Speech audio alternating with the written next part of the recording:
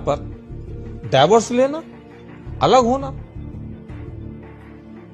ये तो आम बात हो गई है आजकल। देखिए, आज हम आपसे दहेज में 1 रुपया भी नहीं लेंगे, लेकिन कल को इन दोनों के बीच में कुछ हुआ और ये अलग अलग हुए तो हम एलिमनी में भी 1 रुपया भी नहीं देंगे। ये शर्त आपको मंजूर है तो हमें ये रिश्ता मंजूर है।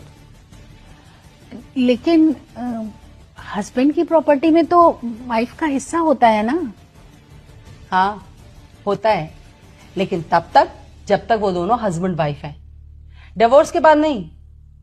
और फिर आपकी बेटी तो पढ़ी लिखी है, कमाती है, हमें ना डिवोर्स के बाद उसकी कमाई में से कुछ नहीं चाहिए, लेकिन शर्त यह है कि हम अपने घर से या अपने बेटे की कमाई से भी उसे कुछ नहीं देंगे।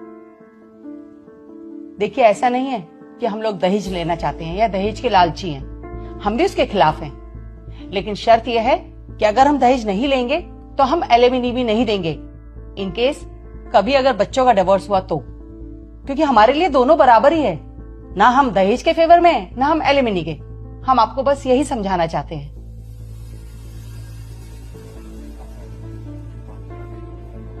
वाह, अरे ये भी बात कोई मानने वाली है। कल को मेरी बेटी अलग रहेगी तो क्या करेगी, कैसे जिएगी? उसके रहने के लिए कुछ तो चाहिए होगा ना। अरे तो वो इतना तो कमाती है ना जो अपनी देखभाल स्वयं कर सके।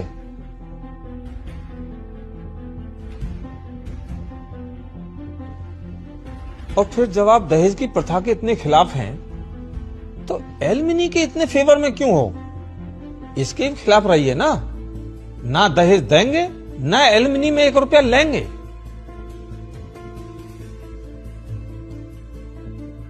देखिए, आपने अपनी बेटी को पढ़ाया लिखाया, काबिल बनाया, हमने भी बनाया अपने बेटे को, और आप अपनी हैसियत के हिसाब से अपनी बेटी की शादी में खर्चा करेंगे।